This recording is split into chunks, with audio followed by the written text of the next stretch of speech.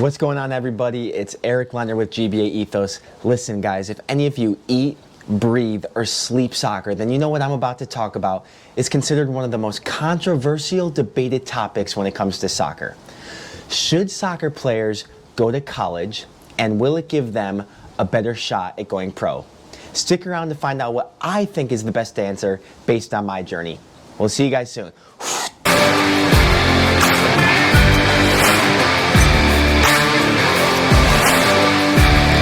Okay, before I want to jump into everything, I want to start off with some simple stats just to put everything into perspective. This past year, there were roughly 460,000 high school aged soccer players, according to the NCAA.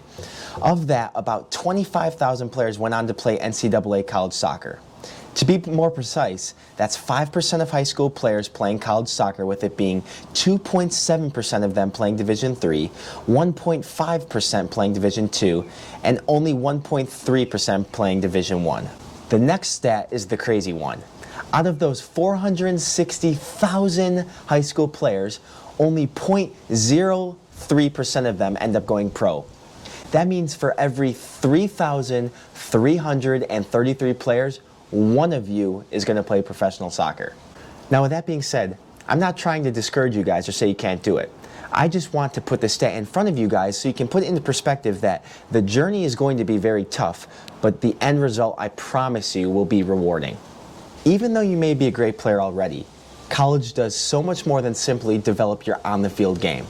Let me give you my 5 favorite professional athletes that ended up going to college. You may have heard of a few of them. 1. Deandre Yedlin currently plays for Galatasaray in the Turkish Super League, has over 71 caps for the U.S. men's national team. University of Akron. Number 2, Gyasi Zardes. Currently plays for the Columbus Crew in the MLS, has over 66 caps for the men's national team with 14 goals. California State University, Bakersfield. One of my favorites, Carlos Bocanegra. Former 2-time MLS Defender of the Year, played professionally in over 5 different countries, earned over 100 caps with the men's national team, serving as captain for 6 years. Number 4, Clint Dempsey.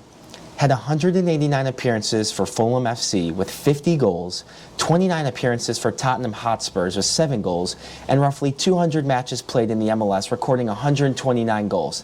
Not to mention his 140 caps for the men's national team with 57 goals. Furman University. And number 5, one of my friends, Chris Mueller, who was drafted first round in the MLS Super Draft for Orlando City, University of Wisconsin. Now, the main reason I mention those names is because a lot of people think the top players didn't have time for school. That's not the case at all. I just listed arguably some of the top soccer players in the country, let alone the world, and they went to college. They played college soccer. So I think it's worth hearing it. So now I want to go into my first of 3 reasons why I think it's important for soccer players to go to college. Number 1, developing your mentality. When you're a young player, it is essential that you develop in the right environment. Now, many people will argue now that with the younger academies, the MLS2 forming, and other leagues, it's the best place for younger players to be. And to a point, I absolutely agree with them. But one thing that they forget about college is some of the things that you can learn and develop going through those 4 years. Pro is cutthroat. You don't perform, you don't play. You don't play, you don't get a contract. You don't get a contract, you don't get paid. And if you don't get paid, where's your source of income?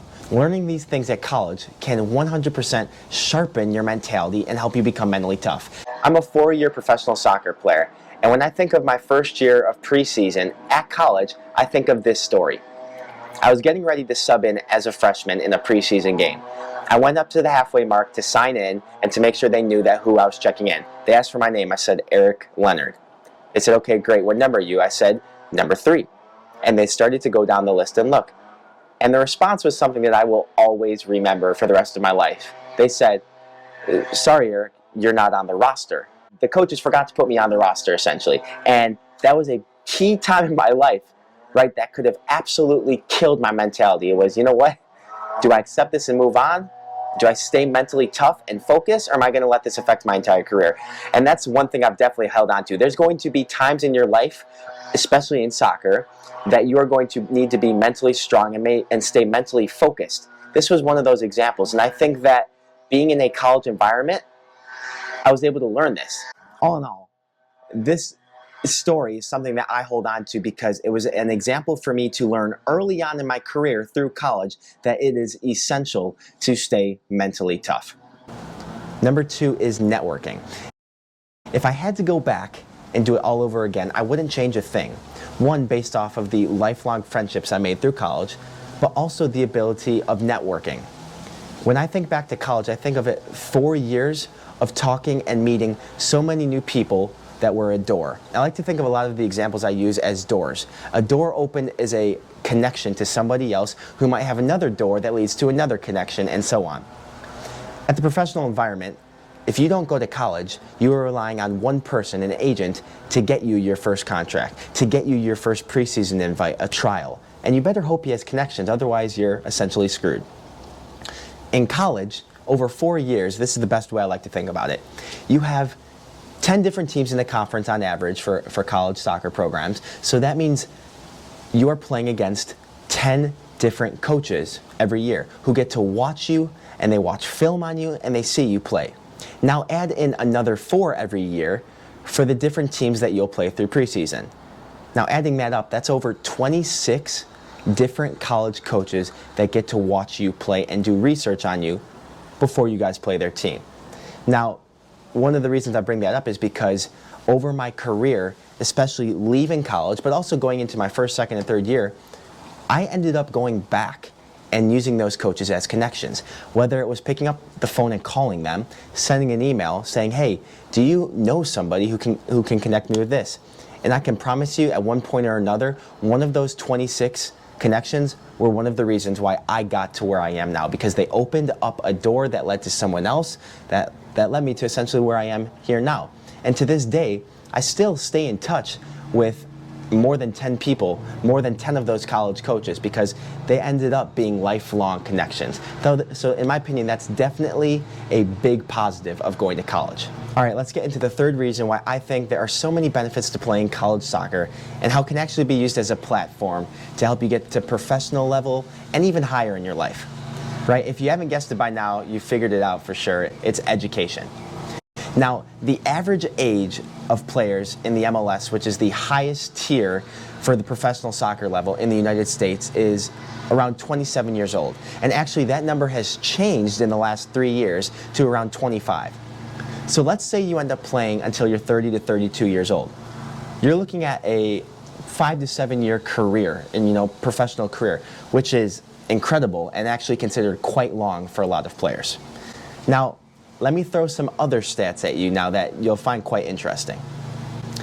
Today, the average age of retirement in the United States is 62 years old, according to Experian. So if you start your professional career at the age of 22, 23, right out of college, and play for 7 years, retiring at 30, then you've worked roughly 20% of your life, which means you still have to work for another 25 years until you can retire. Let's say you decide not to go to college and get a contract at the age of 19 and 20.